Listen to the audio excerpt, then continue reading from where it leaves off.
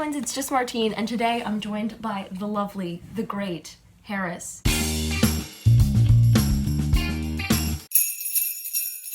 And we're going to do something really fun that we literally just thought of because I didn't know another video to make. We're keeping it real around here, right? So anyway, the idea is that we're going to take some books from my shelf of books that I have already read, and Harris, without reading the descriptions on the back or knowing anything about them, I haven't even seen these before, is going to try and sell them to me and describe them in selling them to me.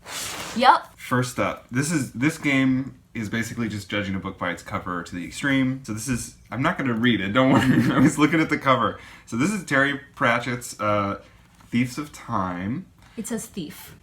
Singular. This is Terry Pratchett's Thief of Time. This is about a time-traveling guy. So in modern day, this guy has discovered or built a time machine. I don't remember. I read it so long ago.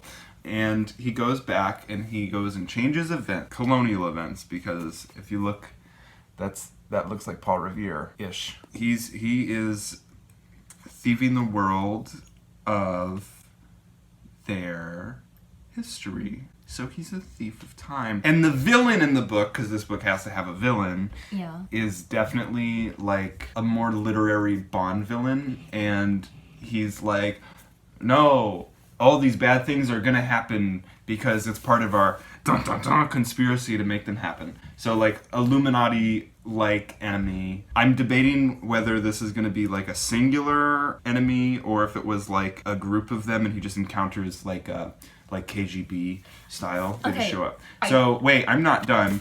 The book ends, this is not a sequel, so it ends as a conclusion with the good guy winning, and he erases all the bad things in history, probably up to and surrounding colonial American Revolution. So this is a book about Revolution too. How did I do?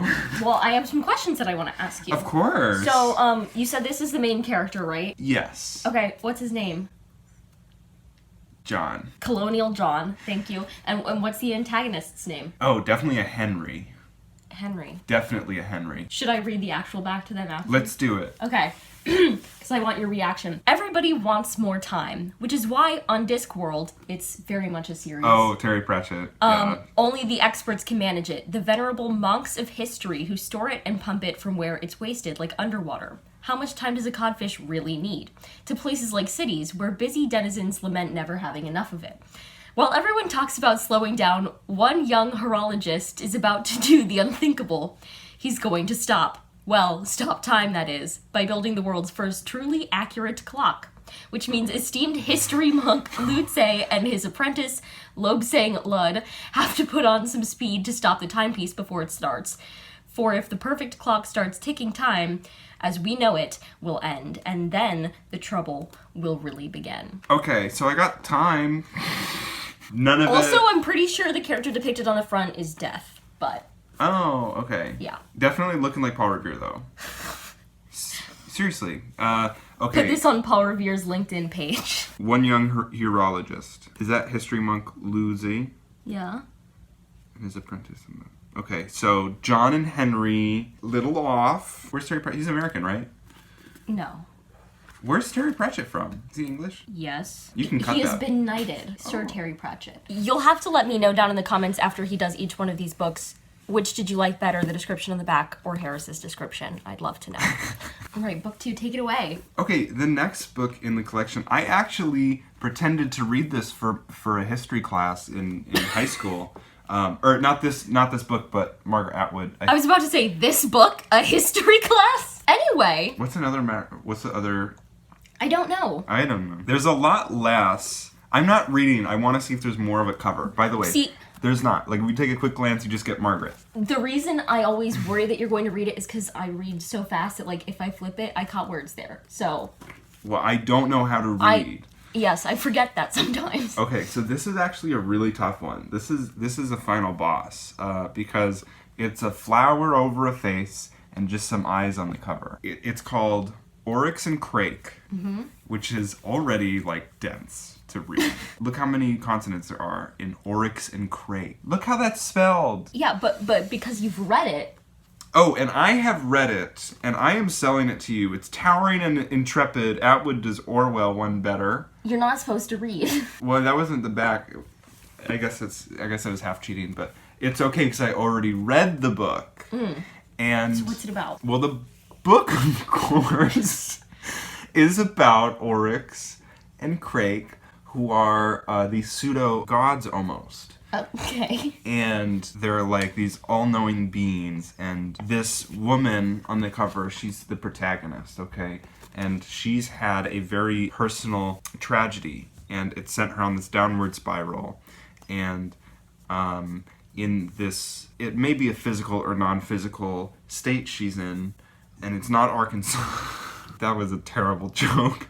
But she's having such a terrible time that either mentally she's there or she's transported. I don't remember, the details are fuzzy, but to this world run by Oryx and Crake, where she discovers the secrets of the universe. Oh. And of course, she finds relief. And I'm going to say that this is not part of a series. I was wrong before, but I'm putting money on this one. And it's a standalone. And it was a highly regarded sci-fi book. Oh, That's okay. what it was. So why don't we read the back? Well, first I have questions. Oh, that's right. I forgot about that. It's about Oryx and Crake. Whose perspective is it from? Oh, no. The woman, but she's neither Oryx nor Crake. So it's a different character. Or is Yeah. it a third person narrative? Is this an all-knowing woman? No, she is a normal woman. Okay. Going so through it. she's telling the story of Oryx and Crake. It's a sci-fi epic. Oh. A short epic. Yeah. And I don't know if it's in first person or third person. You as the reader, either through her eyes or through a third person, are meeting Oryx and Crake. Oh. Like probably, I would say like 1/3 into the book, and then like by 2/3, they become major players. First they're there for exposition, and then they're really characters. And Okay. then I think maybe one of them dies by the end. Okay. Yeah, I think that really answered your question. Okay, so I'm going to say some interesting things before I read the back here. First, I think it's funny that you got something very wrong about this book, because we literally watched one of my videos today where I said the truth about it. So this is part of a series. In my Dollar Tree haul, I said I read Oryx and Crake and I read the sequel this year. And in fact, it says on the first line, Oryx and Crake, the first book of the Mad Adam trilogy. Ouch. Okay. Is it once an unforgettable love story and a compelling vision of the future? Snowman, known as Jimmy before mankind was overwhelmed by a plague, is struggling to survive in a world where he may be the last human, and mourning the loss of his best friend, Crake, and the beautiful and elusive Oryx, whom they both loved. In search of answers, Snowman embarks on a journey with the help of the green-eyed children of Crake, I believe it's a child of Crake on the front, through the lush wilderness that was so recently a great city until powerful corporations took mankind on an uncontrolled genetic engineering ride. So Sci-fi? Yes. Epic Okay. sci-fi? No. Which is, I don't think that's Atwood's like cup of tea. That's not normally her. Yes, it is. She does fantasy, but not sci-fi. Incorrect. Margaret Atwood projects us into a near future that is both all too familiar and beyond our imagining. And it was funny that you said that even the title was dense, because I did read this for a class. Yeah. So it's told from, like, not Oryx or Craig's perspective. It's told from Jimmy's perspective. So you got the point that it was not told from their perspective. Okay. I won't reveal what happens to them, but you were onto something. And, I mean, it says there, like, they're dead. They're gone.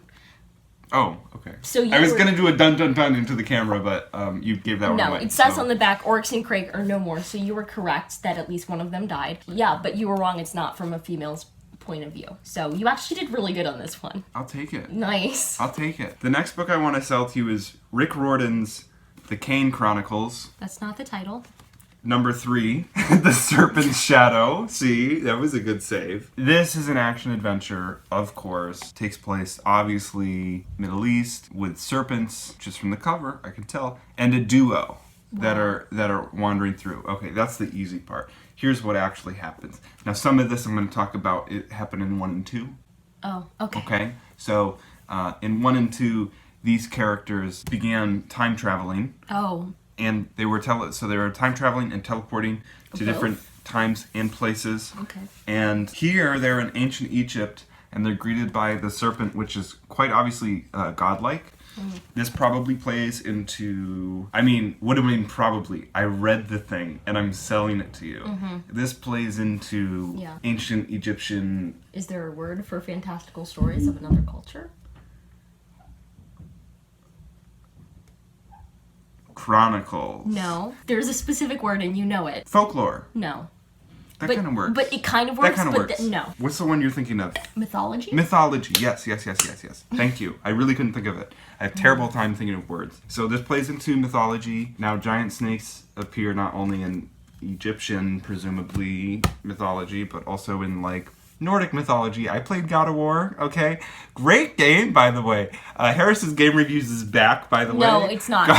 God of War. What is this book about? Okay, so this book, they're traveling. This is the third location. So the first two did not take place in ancient Egyptian mythology. The third one is. So what were the mythologies of the first two? Or did they involve mythology? I'm not reviewing it. And no, it's a question. It involved other mythologies from other cultures. Which ones?